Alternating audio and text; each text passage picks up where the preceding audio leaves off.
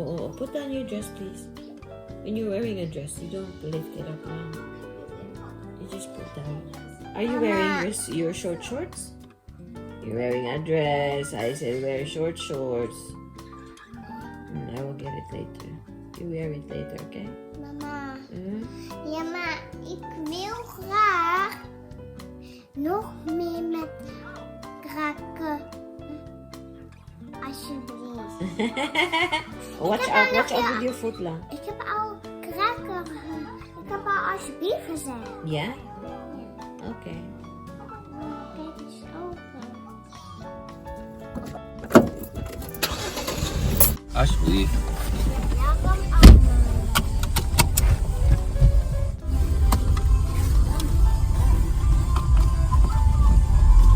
Hallo viewers. Welkom. Wat doe jij zo graag praten? Raar praten sa isa mo. Oh.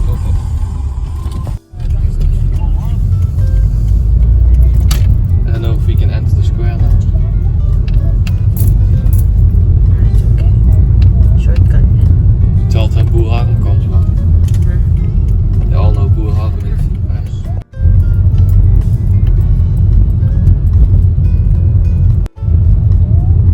Qualities, the memories.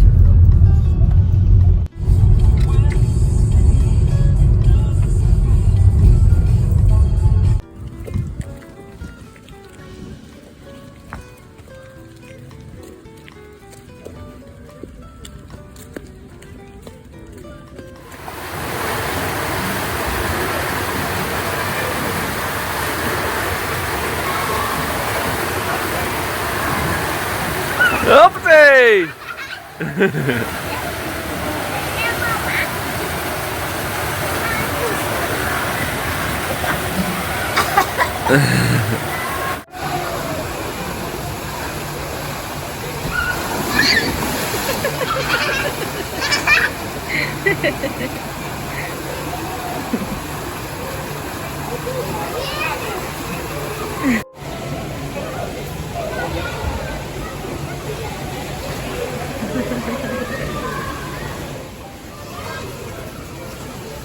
Order tayo.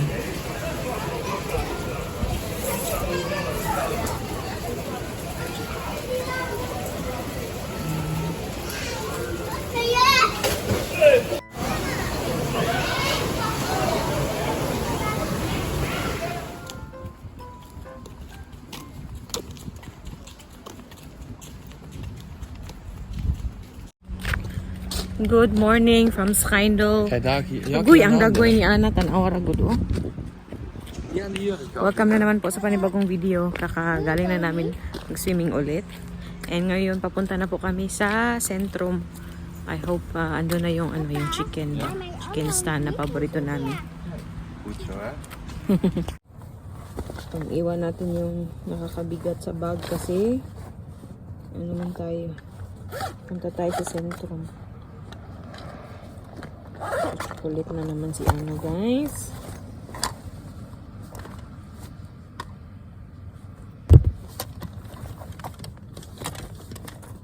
Inayos po ito ng ng friend ng nanay ni Ruth kasi nasira yung strap ba.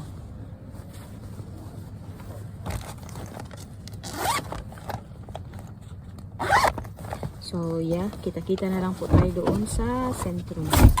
Kom eens. Ana, help Papa, love.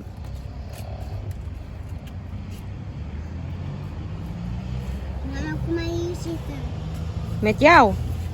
Oké, ik ga zitten met Anna, Papa. Hier ook. Ben je ook leuk hè?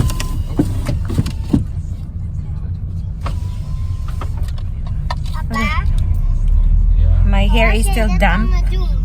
Hè? Die mijn ramen open. Ja, ik deed per ongeluk hè. Dat geeft niks. Nou. Heb je honger, schat? Wat zullen we eten? Kip? Even kijken of ze kip hebben hè. That was yesterday, love.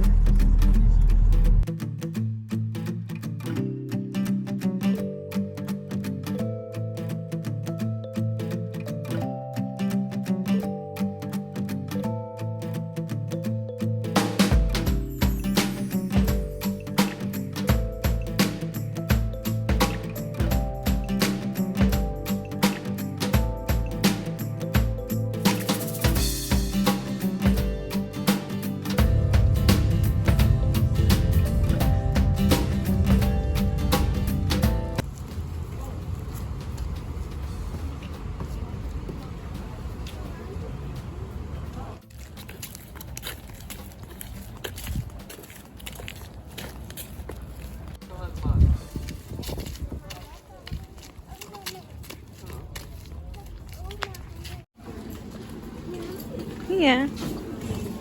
Papa. Ja. Nou, dan gaan we even kijken. Anna. Altijd, ata mooi.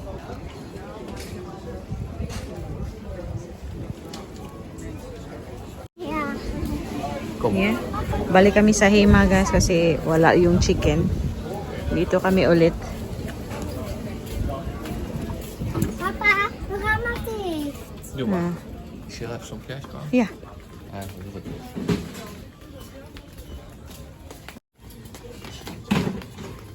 Niet zo snel, skat, hè?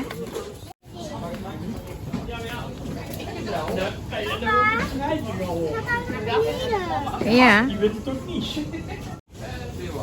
Ayan, maglilift sila. Tingin-tingin tayo ng mga plato kasi gusto ko mag-change ng mga plato. Ito siguro. This one or this one. Naka-sale pa naman. 2 plus 1 gratis. Doe een beetje draaien. Vloer. Mama, die is voor jou. Yeah, ito na yung kain namin guys. Paborito ni Ruth. Ito siya. Then po-purchase This mini photo. pancakes for Anna. Mama, hier. Dit is foto. Okay, yeah, it's okay. Eet smakelijk. Hey, waar is deze? Moet eerst een Hoe heet beetje hij? wachten. Ja? Popje. Ik ook. Maar die zijn heet. Papa, kijk, deze is grijs. Papa, Ja. nou kijk eens. Ja, dit is grijs, hè? Het moet blauw. Papa. Papa. Anna. Papa, Poffertjes of niet? papa, kijk. Papa, kijk, hier is wit. Een popje.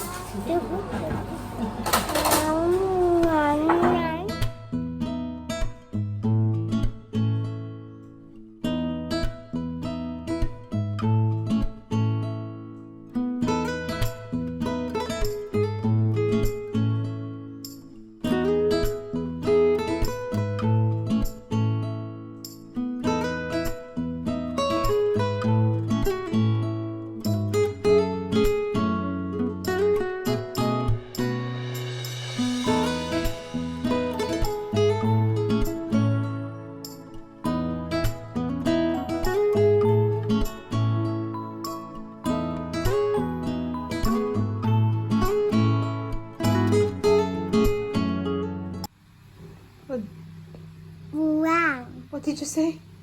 Buang. Dodong! Dodong! Papa is away? Oh. No, only Mama can call Papa Buang and only Papa can call Mama Buang because that's our endearment love, like we say love. But that's only for Mama and Papa. Huh? Oh my God. Huy, niet doen, schat. Maalin taus, hè? Thuis mag je wel. Yeah. Grabe guys, ang init doon sa sentrum. Hindi pa po ako nagbibihis ng bagong damit no, kahapon pa to. Mag-ano pa ako. Naligo na naman kami doon. Pero kailangan ko pang magbihis. Ay, ata sinaantok ako. Late na po akong nakakatulog kasi nga gusto kong on time i-edit ba. What's that? Biscout. Yeah, that is niet goed, Mieskat. Nakabenta na naman po tayo ng wallet na pinost ko sa Vinted. So, ayun na. Ja, het is wel goed. Mama, doe eens Ang pompen. bilis.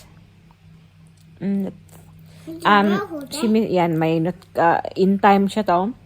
May notification akong natanggap na on the way na yung parcel kasi hinatid ni Ruth doon sa Wow! Ayun, lagi lang. Guys, oh my God, ito na. Kasi 'di ba yung tawagan namin ni Mr. Buang? Hala, uy, na ano na ni Ana. Na ano na ni Ono, guys. Buang. Ha? Buang. Yeah, but that's only for Krapya, ha?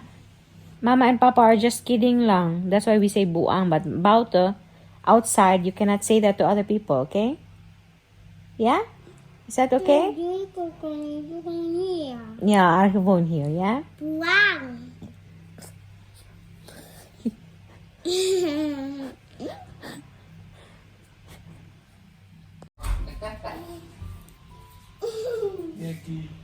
Papa, she suddenly said, buang.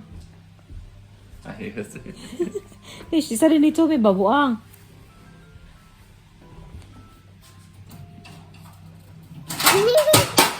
Agay, patay na. Kapot. Now, the crocodile is better, Papa. Ja.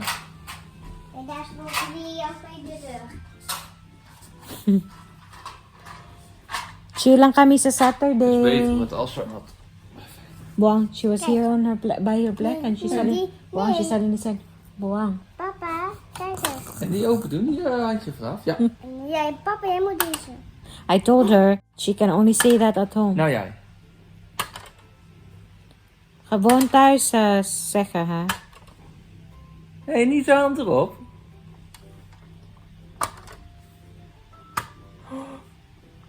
Ay, ay, ay, ay! Ay!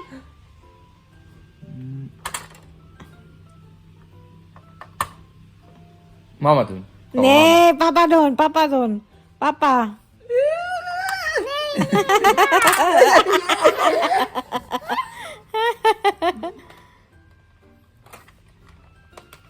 Eerst ik. Kom, kom, kom.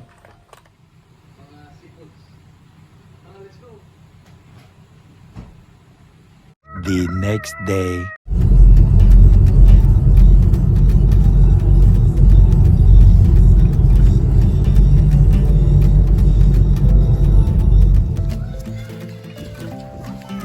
Ja.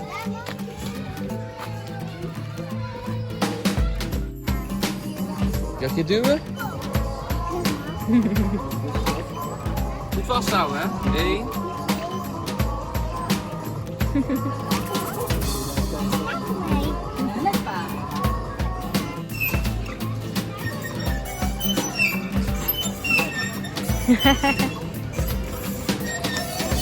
Ja? Ja, wanneer? Oh ja, dat klopt hè. Maar zullen we weer samen gaan? Oké.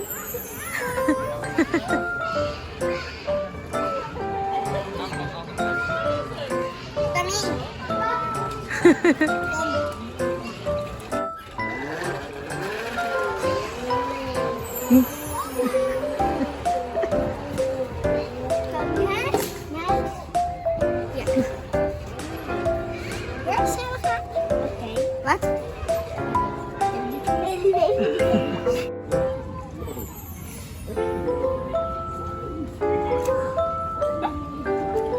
Midden? Midden? Ja, de laatste.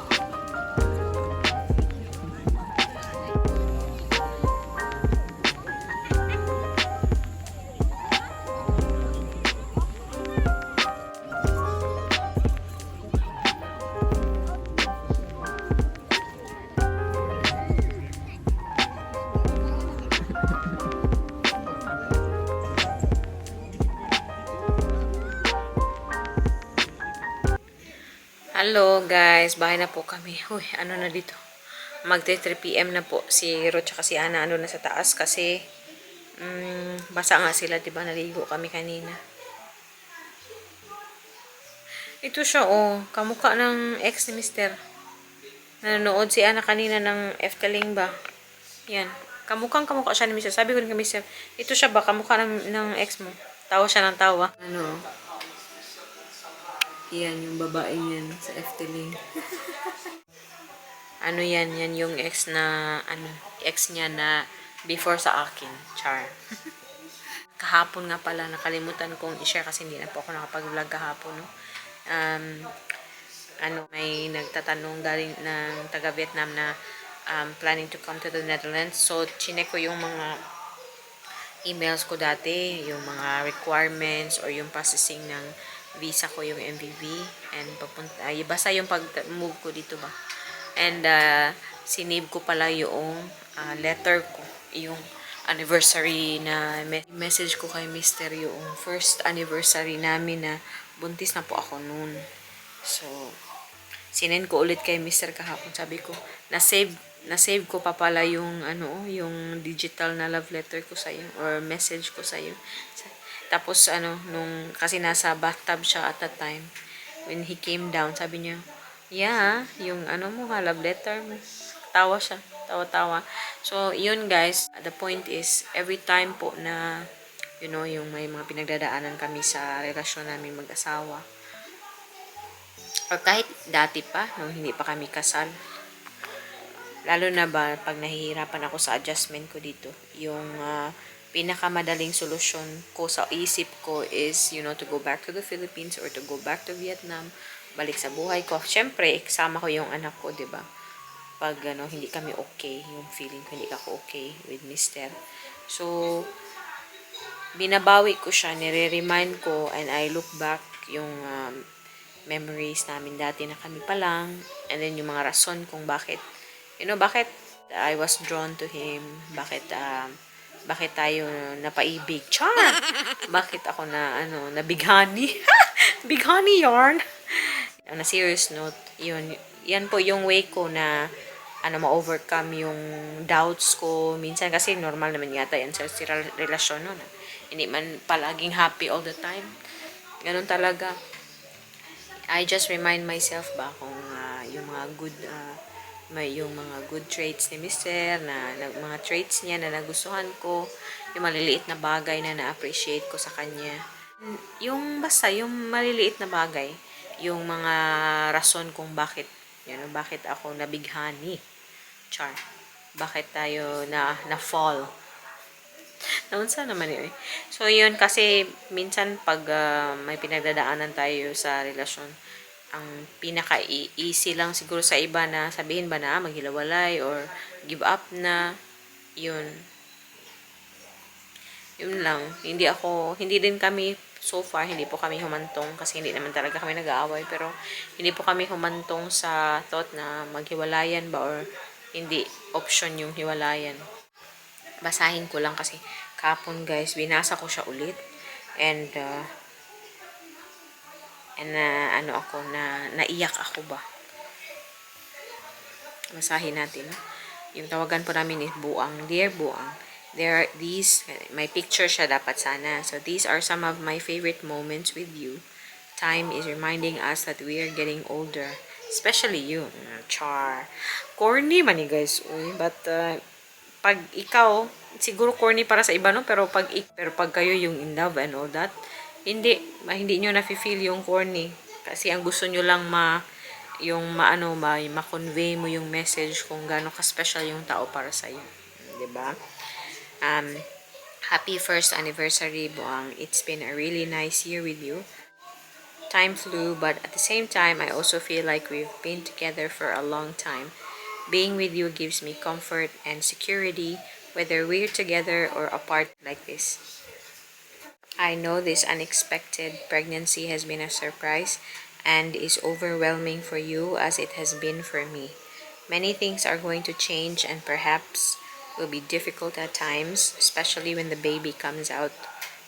But it gives me peace of mind knowing that I'm in this journey with you, Char. Thanks for standing by despite the distance. Thanks for making me feel loved, respected, trusted, and cared for. I've never been this happy and at ease in a relationship. O, diba, guys? Ay. Bumaba dito yung asawa ko para sabihin na mag-relax daw ako. Char, diba? May maliit na bagay na ganyan, guys, pa. Anyway, continue natin. Know that I truly love you and that I'm looking forward to being with you and our baby soon. Take care all the time. I miss you a lot. Ikaw, Vanyo. Happy anniversary. Char. Guys, kasi po kaming dalawa ni Ruth, hindi po kami masalita, hindi po kami masyadong expressive sa salita except, you know, you saying I love you or I miss you. Yung ganun. Hindi po kami masyado. Pareha kaming dalawa. Pero, minsan, nagsisend po ako ng ganito and siya din. Lalo na nung hindi pa kami magkasama. Nung nasa long distance pa lang kami kasi 2018 kami umpisa mag-usap, guys. Nagkita kami 2019 January, diba? Pumunta ako dito sa Netherlands siya kasi Ana 2020, October 2020. So, nung nagsama na kami, hindi, mas, mas, no need na masyado sa amin na yung masalita ba? Kasi nafe-feel mo naman every day. And ako din, nakikita ko naman how he prioritizes me and how he values me and how he takes care of me. Nakikita ko po talaga sa actions niya. And I hope siya din nakikita niya sa actions ko ba. Bakit ganito yung content ko? Uy, siguro kasi ano pa ba, yung anniversary hangover pa. Pasensya na po. Gusto ko lang din i-remind yung sarili ko ba na ang daming good qualities ni Mr. Yung maliliit na bagay na hindi ko na kailangang itanong o sabihin, andun lang siya. Para siyang built-in na sa kanya. Diba? So, sana sa mga nanonood, hindi lang about sa lover nyo or asawa nyo, or boyfriend nyo, girlfriend nyo, ganun. I hope na ipakita natin yung kung gaano natin sila kamahal o kung gaano natin pinahalagahan yung mga taong yun, not only sa pagsalita but really through actions. Hindi kasi enough minsan na sinasabi lang natin na mahal natin yung tao, but you know, ipakita natin. Kasi growing up, hindi po kami talaga expressive sa family. Yun yung pagpapalaki sa amin ba, hindi masyadong expressive. And isa yun sa mga tinatry ko sa sarili ko, lalo na when it comes to Ana. I try my very best to be more expressive sa aking anak, which I think ganun naman ngayon kasi nakikita ko po yung anak ko very expressive din sa akin, sa tatay niya, yun ganun. So, in a way, parang nahihil yung childhood ko. Ano ba naman yan? But yeah, yun lang po guys, yung I would like to end this vlog sa ganyang note na sana wag tayong maghintay na mawala na yung tao sa atin before natin itry na ipakita sa kanila yung paano sila kahalaga sa atin. Pag wala na ang tao, wala na. Paano mo maipapakita? Ano ka na lang, we just feel bad. 'Di ba? Or pag wala ng chance, not only pag wala ng tao, but wala ng chance pa na gawa natin yung mga gusto nating gawin with them or for them. So, yun lang. So, yeah, let's spread love and show love sa mga tao sa ating paligid, lalo na sa mga taong mahalaga po sa atin. Yun, diba? So, anyway, maraming salamat po sa panonood and kita-kita na naman po tayo sa susunod na video. Maraming salamat. See you na naman. Duy! Mush, mush, pabush!